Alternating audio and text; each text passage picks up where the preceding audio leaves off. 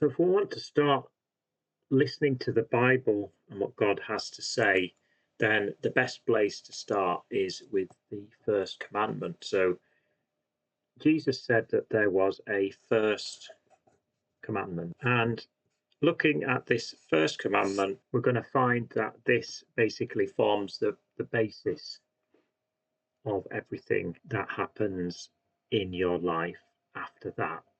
So this is the first, or the primary, or you could say the most important. And we find that first commandment in Deuteronomy chapter 6 and verse 4 to 6. Hear, O Israel, the Lord our God is one Lord, and thou shalt love the Lord thy God with all thine heart, and with all thy soul, and with all thy might. Now we know that that's the first commandment because Jesus repeats it and tells us that it's the first commandment. So in Mark chapter 12 and verse 29 to 30, Jesus said, so I'm quoting that now, and Jesus answered him, the first of all the commandments is, Hear, O Israel, the Lord our God is one Lord, and thou shalt love the Lord thy God with all thy heart, with all thy soul, with all thy mind, with all thy strength.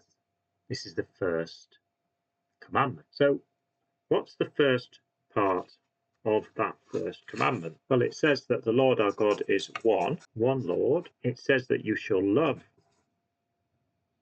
the Lord thy God with all thy heart, all thy soul, with all thy mind, with all thy strength. But that's not the first bit. Because if you look in Mark chapter 12, verse 29, where Jesus is quoting this, then there is something that comes first. So I'll read it again. Jesus answered him, the first of all the commandments is, so we have is, ... Hear, O Israel. So the first part of the first commandment is hear, O Israel. And so hear is the very first and the very most important thing. And this part of the commandment is almost always overlooked. You won't find anyone talking about that part of the first commandment. And that's generally because we're not very good at taking the scripture on face value and actually listening to what it has to say, which is ironic because that is what this is telling us to do. Listen. The problem we generally have, and probably the reason why we're not finding success in our trying to understand the Bible or coming to the Word of God and His promises, is that we don't really want to listen. It's not natural to us. And the Bible presents the people of Israel as in a nutshell, representation of our natural human nature. So when the Bible goes on about Israel, the land of Israel in the Old Testament, then we can take that as being a reflection of our natural state, of our human nature. And we're being told how God wants to talk to us in order to persuade us to be different than what we are. So Israel didn't want to listen. And that was evident at the inauguration of them as a nation. So when God brought Israel out of Egypt, you've heard of the Exodus, came through the Red Sea, they came all the way to Mount Sinai, and that's where God set them up as a nation. So in Exodus, at this event, Exodus chapter 20 and verse 18 to 19, we find that they don't want to listen. And all the people saw the thunderings and the lightnings and the noise of the trumpet and the mountain smoking. When the people saw it, they removed and stood afar off. So that's the opposite there of drawing near to God to listen to what He's trying to tell them. They removed and stood afar off. They said unto Moses, Speak thou with us, and we will hear, but let not God speak with us, lest we die. So we can see that it was the fear of God that was making them not want to listen. And that can be very similar with us, in that we're afraid, if we properly look into the Bible, what we might find, that we might feel condemned or told off by it. And that was exactly the same with the people of Israel. They saw some of the darkness, some of the thundering and the lightning over Mount Sinai. They knew God was there and they were afraid, so they stood afar off. But they say unto Moses, Speak thou with us, and we will hear. So, in order to rectify this, God gave them Moses as a go-between. And Moses was going to speak to the people on God's behalf, and the people could then speak to Moses on their behalf to God. And in the book of Exodus, we then have Moses going up to speak to God on their behalf and receiving the Ten Commandments. But coming back to this singular point of hearing, the problem was that Moses was mortal. So Moses now being dead, we can't listen to Moses. So God promised them a go-between who would never die, someone who was going to carry out this go-between role, is called a mediator, forever. So they would always be there and that we would always be able to listen to them. So this is Deuteronomy chapter 18 and verse 15 to 16, and that's what relies directly on the passage we've just looked at in Exodus 20. So Deuteronomy 18 verse 15, the Lord thy God will raise up unto thee a prophet from the midst of thee, of thy brethren, like unto me. So this is Moses speaking, and he's saying there's going to be a prophet like me that's going to be raised up. Unto him you shall hearken. So again, you're going to listen to him. According to all that thou desirest of the Lord thy God in Horeb in the day of the assembly, saying, Let me not hear again the voice of the Lord my God, neither let me see this great fire any more, that I die not.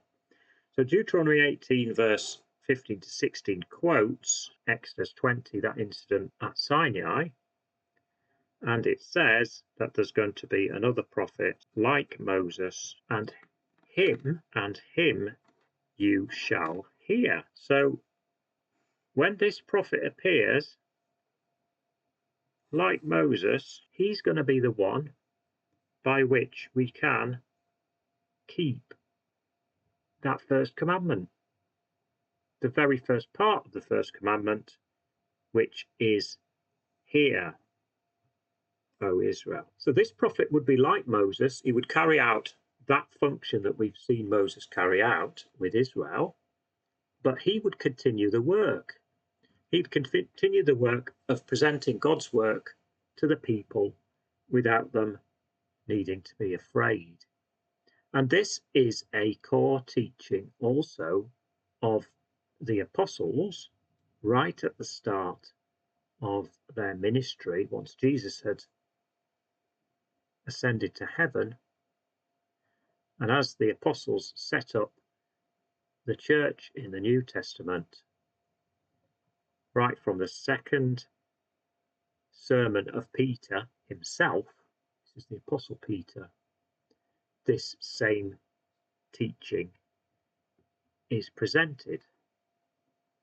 So Acts chapter 3 and verse 22. For Moses truly said to the fathers, as Israel, a prophet shall the Lord your God raise up unto you of your brethren. So it's quoting that. A prophet shall the Lord your God raise up unto you of your brethren, like unto me. So it's like Moses. Him shall ye hear in all things whatsoever he shall say unto you. So this here is the New Testament. This is the bit that applies to us as Gentile people. We're not Jews. We're not part of Israel. In the natural sense, we are Gentiles, and it's the New Testament that particularly speaks to us. So in Acts chapter 2, verse 32, we are told that this first commandment to hear is there for us too.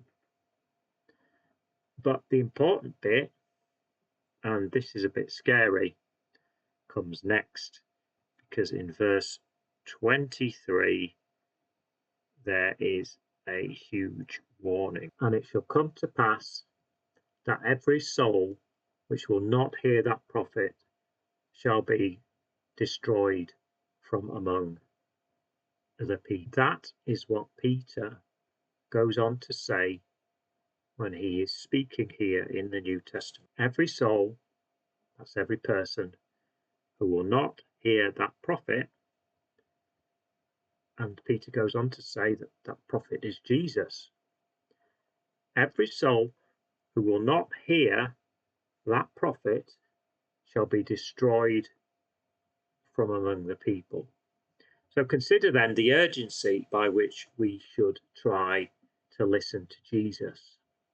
It's presented as the first and primary commandment, the first part of that first and primary commandment. Now, when God decided to speak to us, to the apostles on the Transfiguration, about Jesus, he spoke from a cloud, and there on the mountain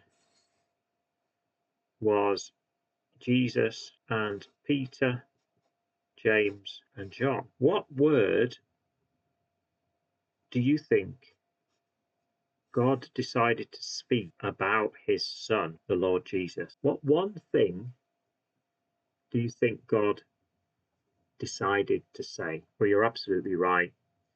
It's the same thing. Hear ye him. You, whether Jew or Gentile, God is speaking to you. And he's speaking to me. And the message God is delivering, and it's consistent throughout the whole Bible, as we've seen, Old Testament, New Testament. Hear Jesus. And this is Matthew chapter 17 and verse 5. While he yet spake, behold, a bright cloud overshadowed them. Behold, a voice out of the cloud which said, This is my beloved Son, in whom I am well pleased.